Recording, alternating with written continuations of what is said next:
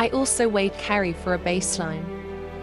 It's currently 418 grams. Kereru are fruit eaters but do snack on leaves, flowers and bugs. So I offered honey water, jam, plum and generic seeds. Conducted flight and perch testing. And I checked its bum to ensure there's no blockage. Fecal matter is normal. I also gave parasite control in hopes to eradicate the lice infestation. Dab dab under its wings. Stay tuned for more updates.